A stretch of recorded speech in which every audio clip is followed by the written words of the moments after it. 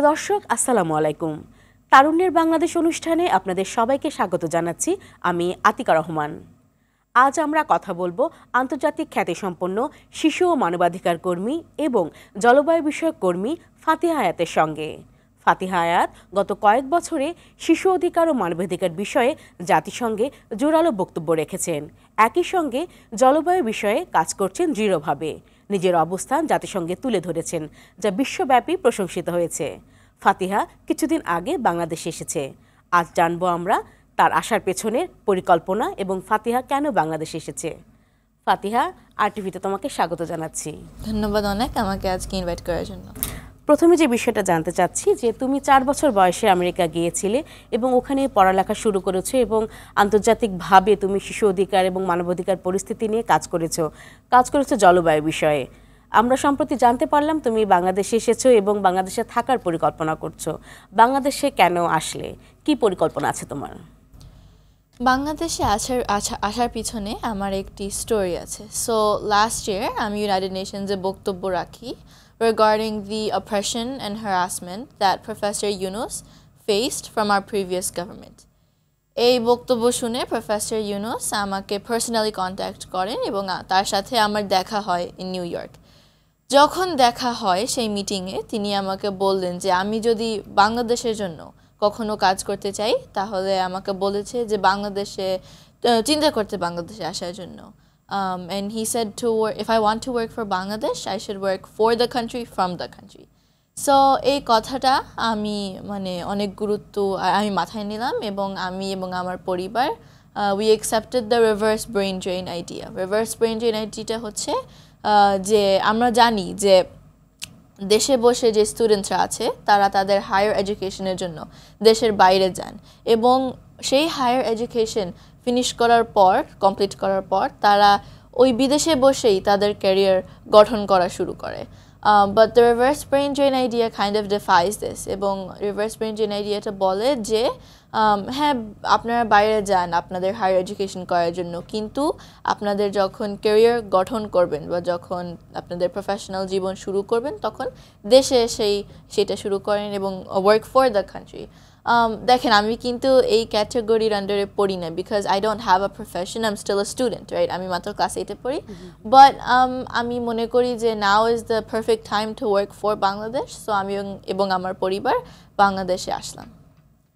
আমি তোমাকে দেখেছি, তুমি যে স্কুলে পড়ো সেই স্কুলটি তুমি আমাকে নিউ ইয়র্কে দেখিয়েছিলে এবং ওখানকার যে পরিবেশ এবং তুমি যে এলাকায় থাকতে তার আসলে পরিবেশটা ভিন্ন রকম ছিল এবং অনেক উন্নত মানের ছিল নিউ ইয়র্কের বাস্তবতায়। তো তারপরে যখন এখানে বাংলাদেশে আসলে তোমার কি খাপ খাওয়াতে কোনো সমস্যা হচ্ছে কি না, আর তুমি পড়াশোনা এখানে কোথায় শুরু করবে বলে সিদ্ধান্ত নিয়েছো? আমি অলরেডি আগা খান একাডেমি ঢাকাতে এনরোলড হয়ে গিয়েছি। আমি এখন আগা খানে ক্লাস 8-এ পড়ছি। As for the environmental aspect of it, new ইয়র্কে আমি যেখানে ছিলাম সেটা অনেক নিরিবিলি এলাকা ছিল এবং একটা ভালো এলাকা ছিল। এখানে আলহামদুলিল্লাহ I've gotten that same experience. আমি বসুন্ধরায় আছি এখন, so it's like a very friendly place, open place. এবং as for settling in, আমার এতটা কষ্ট হয়নি। একটা কোট আছে, কে বলেছে ঠিক ভুলে গেলাম, বাট একটা কোট আছে এবং the quote is that moving doesn't change who you are, it changes the view outside your window. So আমি যে দেশ বদলেছি, I moved halfway across the world, এটাকে আমি এমব্রেস করে নিয়েছি এবং আলহামদুলিল্লাহ I haven't had any challenges in adapting. আমার এখানে অনেক ফ্রেন্ডস হয়েছে, আমার আত্মীয় স্বজনও সবাই এখানে বাংলাদেশে থাকে। So I've been able to adapt really well. তোমার এই অনুভব যায় যে তোমার যে অনুভূতিটা এটা আসলে অ্যাপ্রিশিয়েট করার মতো এভাবে আসলে সবাই ভাবতে পারে না, এটা জেনে আসলে খুব ভালো লাগছে। একটি বিষয় জানতে চাচ্ছি, তোমার ওখানকার যে প্রতিষ্ঠান ছিল সেখানকার শিক্ষা ব্যবস্থা এবং আমাদের এখানকার যে শিক্ষা ব্যবস্থা রয়েছে, যদিও সরকারি বেসরকারি এটা ডিফারেন্ট থাকে, তো তুমি এখন যে প্রতিষ্ঠানে পড়ছো সেখানে শিক্ষা ব্যবস্থার সঙ্গে পরিবর্তন দেখছো কিনা? So Aga Khan follows the IB curriculum. IB হচ্ছে ইন্টারন্যাশনাল ব্যাচেলরেট। আমরা বাংলাদেশে যে ইংলিশ মিডিয়াম দেখি সেগুলি বেশিরভাগ হচ্ছে কেমব্রিজ কারিকুলাম বা IGCSE, But Aga Khan follows the IB curriculum. Ebong IB curriculum is worldwide accepted. Ebong New York je curriculum chilo, New York City Department of Education je curriculum, that is very close and similar to the IB curriculum. So আমার academic life এ যে transition হয়েছে, it wasn't that much of a difference কারণ new ইয়র্কের যে curriculum ছিল আগা খান বা IB এর সেই curriculum is pretty much similar. So আমার academic perspective থেকে এতটা চেঞ্জ হয়নি। আচ্ছা, তুমি নতুন একটি প্রতিষ্ঠান, নিজের একটি প্রতিষ্ঠান খোলার একটি ঘোষণা দিয়েছো, গ্লোবাল জিরো। তো এই প্ল্যাটফর্মে কেন শুরু করলে এবং তোমার এই প্রতিষ্ঠানটা কি ধরনের কাজ করবে? আমার অলরেডি একটা অর্গানাইজেশন আছে name চাইল্যান্ডি, which stands for Climate, Health, Information, Learning and Development. কিন্তু আমি also এখন I want to start my own organization named the Global Zero Network. Global zero নেটওয়ার্কের বেসিক এইম হচ্ছে আমাদের এসডিজির মধ্যে বা আমাদের 17টা এসডিজি রয়েছে according to the under the United Nations. এই 17টা এসডিজির মধ্যে যেই নেগেটিভ এসডিজিগুলো আছে, ফর এক্সাম্পল আছে নো পভার্টি, জিরো হাঙ্গার, মানে I want to bring that into action এবং আমি এই এসডিজিগুলোকে আসলে বাস্তবায়ন করতে চাই। সো এসডিজির সাথে খুব কাজ করার ইচ্ছা আছে, খুব ক্লোজ কাজ করার ইচ্ছা আছে in the global zero network. এবং আমি চেষ্টা করছি আমার যে পার্টনার অর্গানাইজেশন রয়েছে, for example BRAC, UNDP, UNICEF, মানে আমি যে অর্গানাইজেশনদের সাথে এখন কাজ করছি তাদের সাথে আমার গ্লোবাল জিরো নেটওয়ার্কটাকে আরও এগিয়ে নিতে এবং আরও ফিল্ডে আরও বেশি কাজ করার জন্য। বাংলাদেশে তোমার কতদিন থাকার পরিকল্পনা আছে? আমি চিন্তা করছি যে আমার স্কুল জীবন, which means the end of 12th grade. For the next 5 years আমি বাংলাদেশে থাকবো এবং ইনশাল্লাহ আফটার দ্যাট আমি চেষ্টা করব ইউনিভার্সিটির জন্য বাইরে যাওয়া। বাট ইউনিভার্সিটি শেষ করে আমি আশা করছি যে আমি আবার বাংলাদেশে ফিরবো, এখন দেখা যাক। বাংলাদেশের শিক্ষা ব্যবস্থা নিয়ে আমাদের শিশুরা যে ধরনের শিক্ষা গ্রহণ করছে, এই শিক্ষা ব্যবস্থা নিয়ে কাজ করার আগ্রহ আছে নাকি তোমার? জি অবশ্যই আছে। আমি কোয়াইট রিসেন্টলি আমাদের যে এডুকেশন মিনিস্ট্রি, সেই এডুকেশন মিনিস্ট্রির অ্যাডিশনাল সেক্রেটারিয়েটের সাথে আমি দেখা করেছি কোয়াইট রিসেন্টলি এবং তার সাথে আমাদের কারেন্ট এডুকেশন সিস্টেম নিয়ে আমি আলোচনা করেছি। দেখেন, আমরা জানি যে বাংলাদেশে যে ন্যাশনাল কারিকুলাম রয়েছে, সেই ন্যাশনাল কারিকুলামে অনেক ফোকাস করা হয় অন মুখস্থ, on memorising and reading certain parts of a textbook. আমাদের পরীক্ষায় কি হয়, আমরা একটা টেক্সট বুক থেকে একটা সার্টেন অংশ পড়ে সেটা মুখস্থ করে তারপর মুখস্থ বিদ্যাটা বেশি। এক্স্যাক্টলি। সো আমি তার সাথে আলোচনা করেছি যে instead of focusing on memorisation, আমরা যদি আরও ইন্টারঅ্যাক্টিভভাবে স্টুডেন্টদের শেখাতে পারি তাহলে কিন্তু তারাও পড়াশোনায় অনেক মজা পাবে এবং তারা কিন্তু পড়াশোনায়ও ভালো করবে। তারা পরীক্ষায় গিয়ে আসলে তাদের আন্ডারস্ট্যান্ডিংটাকে লিখে আসবে instead of just memorising and then writing. So এই হোলিস্টিক হ্যান্ডস অন অ্যাপ্রোচ নিয়ে আমি তার সাথে কথা বলেছি এবং we have a lot of steps until we make this reality. তুমি তো জলবায়ু নিয়ে আসলে অনেক দিন ধরে কাজ করছো এবং জাতিসংঘে বেশ জোরালো বক্তব্য রেখেছো এবং সেখানে মানে জলবায়ুর যে আবহটা রয়েছে এবং জলবায়ু পরিবর্তনের ক্ষেত্রে বিশ্ব প্রেক্ষাপট এবং বাংলাদেশের বিষয়গুলো তুলে এনেছো এবং বাংলাদেশে যে আসলে আমাদের বিভিন্ন সময়ে খরা, বন্যা, যে ধরনের ঘূর্ণিঝড় এবং অনেক সময় আমরা দেখেছি নানান রকম প্রাকৃতিক দুর্যোগকে আমাদের আসলে মোকাবেলা করতে হয়, এই বিষয়গুলো নিয়ে আসলে তুমি কিভাবে চিন্তা করছো এবং বাংলাদেশের এই প্রবলেমগুলো নিয়ে আন্তর্জাতিক প্ল্যাটফর্মে তুমি কিভাবে কাজ করতে চাও? আমি এতদিন United নেশনসে I've delivered 8 speeches at the United Nations এবং প্রত্যেকটা স্পিচে আমি বলেছি যে আমি ফাতিহা ফ্রম বাংলাদেশ, মানে আমি একজন বাংলাদেশি হিসেবে নিজেকে রিপ্রেজেন্ট করেছি। অ্যাট দ্য সেম টাইম আমি আমার বক্তব্যে বাংলাদেশের যেই জলবায়ুর যে এফেক্টস আছে, যেরকম বললেন বন্যা, ঝড়, এরকম অনেক এফেক্টস নিয়েই কিন্তু আমি ইউনাইটেড নেশনসে বক্তব্য রেখেছি, specially focusing on Bangladesh. So আমি চেষ্টা করব to amplify this in the future এবং বাংলাদেশের এই ক্লাইমেট চেঞ্জের এফেক্টের সিচুয়েশনটাকে আরও তুলে ধরা ইন গ্লোবাল প্ল্যাটফর্মস। একই সঙ্গে এই বছরের সিওপি বা জলবায়ু সম্মেলনে আমি যেতে পারছি না, বাট নেক্সট ইয়ার যাওয়ার ইচ্ছা আছে। সো আমি চেষ্টা করব নেক্সট ইয়ার জলবায়ু সম্মেলন আই থিঙ্ক ব্রাজিলে হবে, হ্যাঁ, সো আমি চেষ্টা করব ব্রাজিলে গিয়েও নেক্সট ইয়ার বাংলাদেশের এই climate change effects আরো তুলে ধরা, and as we know জলবায়ু সম্মেলন is like the COP is an international platform, so সেখানে ওয়ার্ল্ডের সব লিডার্স থাকবে এবং আমি চেষ্টা করব বাংলাদেশের এই সিচুয়েশনটাকে তুলে ধরা। তুমি তো যখন কাজ করেছো তখন দেখেছো যে বাংলাদেশ থেকে বিগত সময়ে সরকার যারা ছিলেন, তাদের প্রতিনিধি যারা ছিলেন, জলবায়ু বিষয়ে তারা কথা বলেছে এবং আমাদের যে প্রাকৃতিক দুর্যোগগুলো রয়েছে এগুলো নিয়ে বিভিন্ন বক্তব্য দিয়েছেন, কথা বলেছেন। সেক্ষেত্রে তোমার কাছে কি মনে হয়েছে আমাদের কোন জায়গাগুলোতে ঘাটতি আছে, বা যে কারণে আমরা ওয়ার্ল্ডের বিভিন্ন উন্নত দেশ বা যারা এই জলবায়ু বিষয়ে ফান্ডিং করে, ক্ষতিগ্রস্ত হিসেবে যারা এই যে কাজ করে, তাদেরকে আমরা নোটিস করতে পারিনি, তাদের দৃষ্টি আকর্ষণ করতে পারিনি? কোন জায়গাগুলোতে ঘাটতি ছিল তোমার কাছে কি মনে হয়?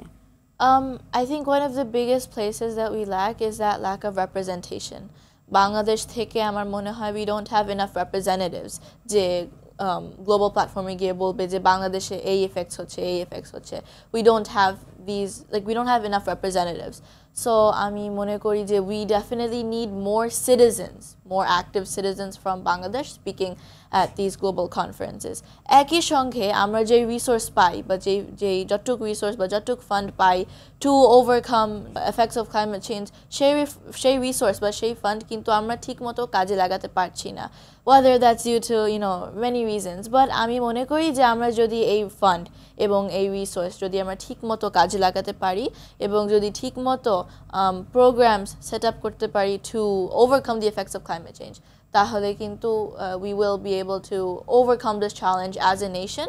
এবং যেরকম বললাম, internationally আমাদের attention পাওয়ার জন্য we need more representatives and more vocal advocates. বাংলাদেশের যে রাজনৈতিক পট পরিবর্তনটা হয়েছে তুমি নিশ্চয়ই দেখেছো এবং তুমি নতুন একটি বাংলাদেশে এসেছো।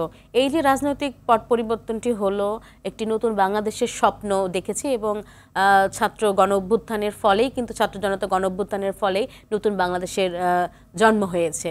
নতুন বাংলাদেশকে নিয়ে অনেক বড় স্বপ্ন দেখছে দেশের মানুষ। তোমার কাছে কি মনে হচ্ছে, এই প্রেক্ষাপটটাকে তুমি কিভাবে দেখছো?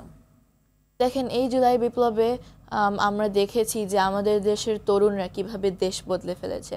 This is one of the biggest things that I've focused on throughout the July Biplab, because আমি মনে করি যে আমাদের দেশের তরুণরাই এবার তাদের যেই স্ট্রেংথ এবং তাদের যেই পটেনশিয়াল আছে সেটা আমাদের পুরো বিশ্বকে দেখিয়েছে। সো আমি মনে করি যে in this political transformation, yes, we've had like a major political transformation, but we've also uncovered the voices of the youth. So in the future আমি আশা করব যে আমাদের দেশের তরুণরা আরও বেশি বাংলাদেশের ব্যাপারে গ্লোবালি কথা বলবে এবং তারা বাংলাদেশকে এগিয়ে নিয়ে যাবে, বিকজ যেহেতু আমাদের তরুণরাই আমাদের নেক্সট জেনারেশন, তাদের হাতেই আমাদের বাংলাদেশ, এই নতুন বাংলাদেশ। জি, ধন্যবাদ। তোমার চিন্তা ভাবনা জেনে ভালো লাগলো। তোমার কাছে একটু জানতে চাচ্ছি যে বাংলাদেশে এসে মানে কেমন লাগছে, এখানকার এনভায়রনমেন্ট এবং কোন বিষয়গুলো ভালো লাগছে? বাংলাদেশে আসার পর one thing I've noticed is how friendly the people are. এখানে সবাই মানে আপনার নিজের আত্মীয়র মতো ট্রিট করে, right? And even random strangers, সবাই like they're very friendly. বাংলাদেশে আমি অনেক দিন পরে এসেছি, 9 বছর পরে এসেছি, এবং আমি যখন নিউ ইয়র্কে যাই বাংলাদেশ থেকে তখন আমার 4 বছর বয়স। তখনকার আসলে অনেক কিছু মনে না থাকারই কথা। এক্স্যাক্টলি। সো আপনি বলতে পারেন যে বছর যে বাংলাদেশে এসেছি, it's kind of like a first experience for me. Although আমার এখানেই জন্ম, তাও আমি বলবো যে it's a new experience for me. So আমার খুবই ভালো লাগছে বাংলাদেশে এসে, specially since I am surrounded by such amazing people. So আমার খুবই ভালো লাগছে। এবার দেশে আসার পর এখন পর্যন্ত কোন কোন প্রতিষ্ঠানের সঙ্গে তোমার কথা হয়েছে বা তাদের সঙ্গে কি ধরনের আলোচনা হয়েছে? কাজের ব্যাপারে কি নতুন কোনো কাজের বিষয়ে কোনো আলাপ আলোচনা হয়েছে?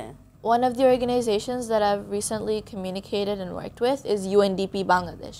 UNDP এর সাথে আমার বাংলাদেশ আসার পরপরই কথা হয়েছে এবং তাদের একটা প্রোগ্রাম আছে, মাই ক্লাইমেট অ্যাকশন। সেই প্রোগ্রামটাকে কিভাবে আমরা আরও অ্যাম্পলিফাই করতে পারি এবং আমার স্কুল আগা খান কিভাবে এর সাথে যুক্ত হতে পারে সেটা নিয়েও আমরা কথা বলেছি, and we've had multiple meetings and sessions. At the same time, UNDPর যে রিজিওনাল রিপ্রেজেন্টেটিভ মিস্টার স্টেফেন, তার সাথেও আমার একটা ইন্টারভিউ হয়েছে, তার সাথে দেখা হয়েছে। সো ইউএনডিপির সাথে অনেক বড় আকারে কাজ করা হচ্ছে এবং একই সঙ্গে আমাদের প্ল্যান আছে যে 1 মাস বা 2 মাস পরেই আমরা ইনশাল্লাহ একটা ফিল্ড ট্রিপে যাব, ধরেন একটা গ্রামে যাব বা একটা রুরাল ভিলেজে যাব এবং সেখানে ক্লাইমেট চেঞ্জের যেই এফেক্টসগুলি এবং তাদের জীবনযাপন মানে সেটা আমি at least face to face দেখব, এই প্ল্যানও আছে। এবং ইউএনডিপি ছাড়া আরও অনেক অর্গানাইজেশনের সাথে কথা হয়েছে, বা UNDP is like one of the main. তরুণদের চোখে যে বাংলাদেশ নতুন বাংলাদেশের স্বপ্ন দেখছে এবং নতুনভাবে সাজাতে চাচ্ছে, অনেক কিছু ভেঙে চুরে নতুনভাবে সংস্কারের কথা মানে বলা হচ্ছে। আমি দেখলাম তোমার সোশ্যাল মিডিয়া যে প্ল্যাটফর্ম ফেসবুকে তুমি সংস্কারের কথা বলেছো, অনেক কিছু পরিবর্তন করার কথা বলছো। তো দর্শকদের উদ্দেশ্যে যদি একটু ব্যাখ্যা করো। তো আমি আমাদের কনস্টিটিউশন বা আমাদের কনস্টিটিউশনের 6টি রিফর্ম চেয়েছি। আমি মনে করি যে এই 6টি রিফর্ম করলে আমাদের অনেক কনফিউশনের জায়গা ঠিক হয়ে যাবে। The first reform that I wanted is that আমাদের কনস্টিটিউশনে 4টি ফান্ডামেন্টাল প্রিন্সিপলস দেওয়া আছে, উইচ ইজ জাতীয়তাবাদ, সমাজতন্ত্র, গণতন্ত্র এবং ধর্মনিরপেক্ষতা। বাট দেখেন, this fundamental principles are bit confusing. For example, জাতীয়তাবাদ কীভাবে আমাদের একটা fundamental principles, what does it mean? এবং সমাজতন্ত্র এবং গণতন্ত্র, we know that it cannot coexist because they're two completely different ideologies and perspectives. So because these fundamental principles are so vague and unclear, আমি চাই যে এই 4টি ফান্ডামেন্টাল প্রিন্সিপলস আরও ভিন্ন 4টি দিয়ে রিপ্লেস করা হোক, which is আইনের শাসন ও জবাবদিহিতা, সাম্য ও মানবিক মর্যাদা, ব্যক্তি স্বাধীনতা ও মত প্রকাশের অধিকার, এবং লাস্টেরটা হচ্ছে সাম্প্রদায়িক সম্প্রীতি ও ধর্মীয় সহিষ্ণুতা। দেখেন, these are a bit more clear এবং আমাদের সিটিজেনসরা কিন্তু বুঝতে পারবে যে exactly what I mean by this 4 fundamental principles. This is reform number 1। Reform number 2 যেটা আমি বলেছিলাম সেটা হচ্ছে যে আমাদের কনস্টিটিউশনের একটা আর্টিকেলে বলা আছে, I forgot exactly which article, but আমাদের কনস্টিটিউশন আর্টিকেলে বলা আছে যে ইসলাম হচ্ছে আমাদের রাষ্ট্রধর্ম, এবং আরেকটা আর্টিকেলে বলা আছে যে আমরা নাকি সেকুলারিজম বা ধর্মনিরপেক্ষতা ফলো করি। But again, this cannot coincide because ধর্মনিরপেক্ষতা or secularism is completely different from keeping Islam as a রাষ্ট্রধর্ম. So আমি বলেছি যে হ্যাঁ, ইসলাম আমাদের রাষ্ট্রধর্ম থাকুক, কিন্তু কনস্টিটিউশনে যেই জায়গায় উল্লেখ করা আছে ধর্মনিরপেক্ষতা, we should replace that with অসাম্প্রদায়িকতা, so that when we can peacefully follow all religions এবং the people of their religions can follow their religions peacefully with no certain barriers. And we will live in a peaceful society. It is reform number 2. Reform number 3 হচ্ছে যে আমাদের article 175(1) এ বলা আছে যে government যখন foreign কোনো কান্ট্রির সাথে কোনো এগ্রিমেন্ট করবে, তখন according to article 175(1) সেই এগ্রিমেন্টটা সাইন করার পর তারা প্রেসিডেন্টকে দেখাবে, and the president তারপর পার্লামেন্টে এটা প্লেস করবে for the public to see. কিন্তু আমরা জানি যে এই এগ্রিমেন্ট করার পর পাবলিককে প্রেসিডেন্ট পার্লামেন্টে প্লেস করে না এবং পাবলিকদের এই এগ্রিমেন্টের ব্যাপারে জানানো হয় না, অনেক এগ্রিমেন্টই কিন্তু গোপন রাখা হয়। সো আমি বলেছি যে আর্টিকেল 175(1) কে এমনভাবে চেঞ্জ করা হোক যে before even signing the agreement, the government should show it to the people. এতে হয় কি, এতে we have that scope for discussion. আমরা নিজেদের মধ্যে ডিবেট করতে পারবো, কথা বলতে পারবো যে আদৌ কি আমাদের ভালো না মন্দ হলো, আমাদের দেশের কল্যাণে এটা কাজে কতটুকু আসবে, এটা কতটা স্বচ্ছতা তৈরি হয়। রাইট।